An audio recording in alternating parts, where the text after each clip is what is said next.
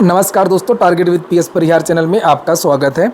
आज की इस वीडियो में हम लोग बात करेंगे रिजर्वेशन को लेकर के वायरल खबर की। आज सुबह से एक पत्र वायरल हो रहा है। जो उत्तर प्रदेश सरकार के कैबिनेट मिनिस्टर हैं ओपी राजभर, इन्होंने एक नया पत्र जारी किया है और ये पत्र इनका नया नहीं है, मांग इनकी बहुत पुरानी है। और इनका कहना यह है कि ओबीसी में जो आरक्षण है उसका बंटवारा होना चाहिए। ओबीसी में जो आरक्षण का लाभ है वो केवल कुछ जातियों को मिल पाता है। और इसके पहले भी बहुत सारे जो मंत्री हैं, बहुत सारे लोग हैं, ओबीसी आरक्षण में बंटवारे की मांग करते रहे हैं। बहुत सारी कमेटी भी बन चुकी हैं। राजनाथ सिंह जब उत्तर प्रदेश में मंत्री थे उसमें भी इन्होंने कहा था, ओबीसी आरक्षण को बांटने की मांग की थी इन्होंने। इसके बाद में उत्तर प्रदेश में सामाजिक न्याय समिति का गठन किया गया। उसने एक रिपोर्ट बनाई। केंद्र सरकार ने रोहिणी आयोग बनाया। बिहार में ओबीसी आरक्षण को बांट ही दिया गया। पिछड़ा वर्ग, अति पिछड़ा वर्ग, वहाँ पर उसको कहते हैं कर्पूरी ठाकुर कमेटी की रिपोर्ट। और इसको लेकर के ये सोशल मीडिया में देख सकते हैं आप लोग, और समाचार पत्रों में भी इस तरीके से बहुत सारी जो चीज़ें हैं वो वायरल होती रही हैं। जैसे यहाँ पर देख सकते हैं लिखा 3 से 4 श्रेणियों में बढ़ सकता है ओबीसी आरक्षण। इसी 3 ये देख सकते हैं आप लोग, ये है रोहिणी। ये तो केंद्र सरकार की रिपोर्ट है इनकी। हालांकि ये रिपोर्ट तो सौंपी जा चुकी है लेकिन सरकार ने अभी इसको लागू नहीं किया है। लेकिन जो नया मामला है उसको पहले आप लोग देखिए। ये कल पत्र जारी किया गया है। यहाँ पर शायद किसी दूसरे पेज में डेट भी होगी।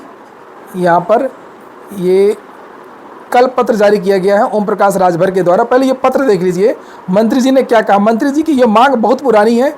इनकी पार्टी के गठन का मूल आधार ही आरक्षण है। और इन्होंने ये जो पत्र है वो सरकार को नहीं लिखा है, सरकार को लिखते तो ज़्यादा बेहतर होता। इन्होंने एक मंत्री हैं, अपना दल इनकी पार्टी भी, अनुप्रिया पटेल, इनको ये पत्र इन्होंने लिखा है, और ओम प्रकाश राजभर, और दोनों बीजेपी की सरकार में शामिल हैं। ओम प्रकाश राजभर जो है वो राज्य सरकार में शामिल है और अनुप्रिया पटेल वो केंद्र सरकार में मंत्री हैं। इन्होंने लिखा है कि माननीय न्यायमूर्ति श्री राघवेंद्र सिंह सेवानिवृत्त की अध्यक्षता में गठित सामाजिक न्याय समिति की रिपोर्ट। तो जो सामाजिक न्याय की समिति की जो रिपोर्ट है ये ओबीसी आरक्षण को लेकर के बनाई गई थी। और लिखा है उसकी रिपोर्ट उत्तर प्रदेश में अति शीघ्र लागू करते हुए पिछड़ा वर्ग को मिल रहे 27% आरक्षण में बंटवारा करके उपवर्गीकृत आरक्षण के आधार पर ही आगामी त्रिस्तरीय पंचायत चुनाव समस्त विभागों में नियुक्तियां कराए जाने के संबंध में जो नियुक्तियां वगैरह होती हैं उसमें भी इस आरक्षण का पालन किया जाए। नीचे इन्होंने ये लिखा है, मतलब कहने का आशय यही है कि आरक्षण का लाभ केवल कुछ ही पार्टियों को, कुछ ही जातियों को मिलता है। और उसको लेकर के नीचे इन्होंने फार्मूला भी बताया है। इन्होंने लिखा है यहाँ पर, ये देखिए कि उत्तर प्रदेश में बहुत सारी सरकारें रहीं। बहुजन समाजवादी पार्टी की सरकार 2017 के पूर्व तक उत्तर प्रदेश में रही सरकारों द्वारा ना ही 27% आरक्षण में बंटवारा किया गया और ना ही सामाजिक न्याय समिति की उपरोक्त रिपोर्ट लागू की गई, जिससे पिछड़े वर्ग की कुछ जातियां ही आरक्षण का अधिकांश लाभ लेती रहीं। शेष अन्य पिछड़ी जातियों को आरक्षण का लाभ नहीं मिल सका और वह इससे वंचित रह गई। इसको लेकर के 2 दिन पहले ट्विटर पर बहुत सारे लोगों ने ट्रेंड भी करवाया था। और राजभर के पत्र के पहले ट्विटर पर लोगों ने ट्रेंड करवाया था और ये कहा था कि सामाजिक न्याय समिति की जो रिपोर्ट है वो अब उत्तर प्रदेश में लागू हो जाना चाहिए। इसके पीछे क्या क्या चीज़ें हैं उसकी चर्चा हम लोग बाद में करेंगे। पहले आप लोग ये पत्र देखिए। इन्होंने लिखा है कि जो सामाजिक न्याय समिति बनाई गई थी सरकार की, इसने जो रिपोर्ट दिया है उसमें कहा गया है कि 27% को 3 भागों में बांटा जाए और इसमें पिछड़ा वर्ग को 7% आरक्षण दिया जाए, अति पिछड़ा वर्ग को 9% दिया जाए और जो सर्वाधिक पिछड़ा वर्ग है उसको 11% आरक्षण का लाभ दिया जाए। इसे लागू किए जाने हेतु अपनी संस्तुति सहित रिपोर्ट सरकार के समक्ष प्रस्तुत किया गया है। नीचे लिखा है इन्होंने कि अन्य पिछड़ा वर्ग को मिल रहे 27% आरक्षण को 7% पिछड़ा वर्ग और 9% अति पिछड़ा वर्ग, 11% अति पिछड़ा वर्ग में बांट करके आरक्षण का लाभ दिए जाने की बात विपक्षी पार्टियों द्वारा खुले मन से क्यों नहीं उठाई जा रही है। मतलब इस पर जो सपा, बसपा, जो अन्य जो पार्टियां हैं वो भी इस पर खुल करके बोलें। और ये इन्होंने कहा किससे, अनुप्रिया पटेल से कहा है। और अनुप्रिया पटेल से कहने का मतलब ये कि आपकी पार्टी इस बारे में क्या सोच रही है। इन्होंने ये पत्र अनुप्रिया पटेल को ही नहीं लिखा है, और भी कई लोगों को भेजा है, लेकिन जो अनुप्रिया पटेल को भेजा है वो थोड़ा सा चर्चा का विषय है।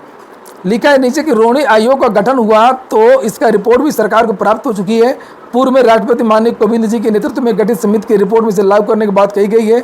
इन दोनों समितियों की रिपोर्ट संस्तुति लागू करने के लिए उत्तर प्रदेश देश की राजनीति करने वाले विपक्षी दल के नेता सदन में क्यों नहीं उठाते हैं। मतलब जो सपा बसपा पार्टी हैं वो क्यों नहीं कह रही हैं कि सामाजिक न्याय की रिपोर्ट की जो सिफारिश है वो अब लागू होनी चाहिए। आज़ादी के बाद से जो जातियाँ पिछड़ी हुई हैं उन्हें और पीछे करना चाहते हैं। यदि ऐसा नहीं है तो 27% आरक्षण को 3 भागों में बांटकर इसका लाभ 7%, 9% और 11% आरक्षण को लागू किया जाए। अनुप्रिया पटेल की पार्टी का ये कहना है कि भाई इसमें तो सरकार से पूछते तो ज़्यादा बेहतर है। अगर हमसे पूछ रहे तो हमारा मुद्दा यही है कि पहले जातिगत जनगणना करवा लीजिए, 50% का जो बाउंडेशन आरक्षण का उसको बढ़ा दीजिए और उसके बाद में जिसकी जितनी हिस्सेदारी उस हिसाब से उसको आरक्षण को आप लोग बांट सकते हैं। ये इनकी पार्टी का स्टैंड है।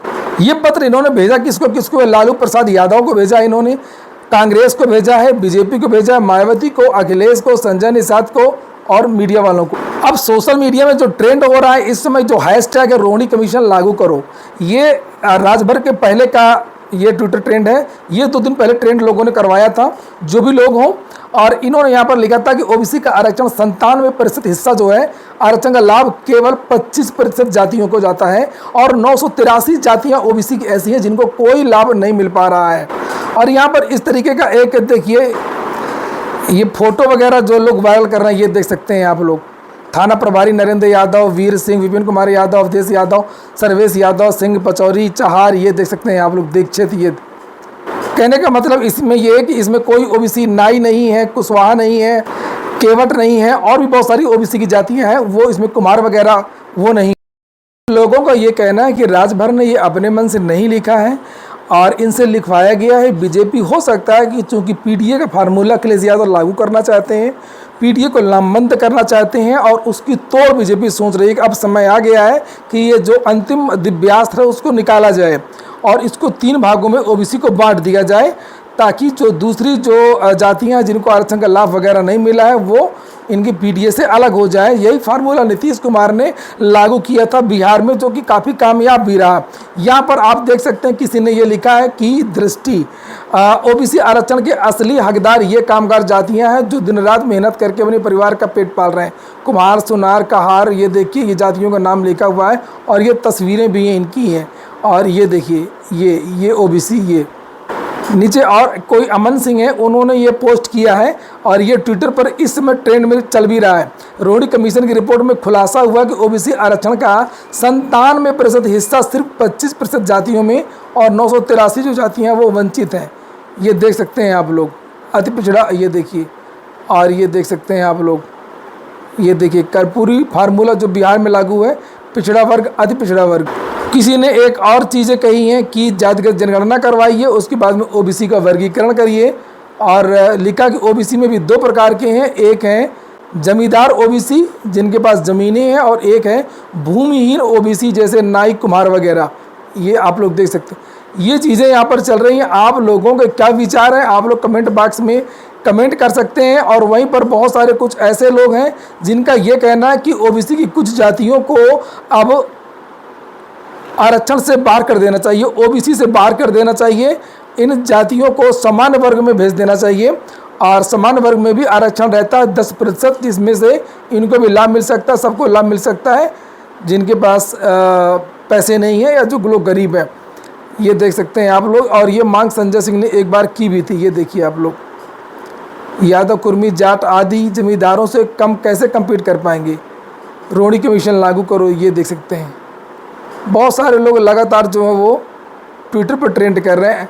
देखिए चर्चा पर चर्चा करनी चाहिए, चर्चा पर चर्चा आप लोग करेंगे तभी कुछ चीज़ें निकल करके आएंगी और तभी कुछ सुधार होता है और किसी भी चीज़ में संकोच नहीं करना चाहिए। ये हो गया आज का वीडियो आपको अच्छा लगा हो, आपके काम का हो तो लाइक अवश्य कर दें।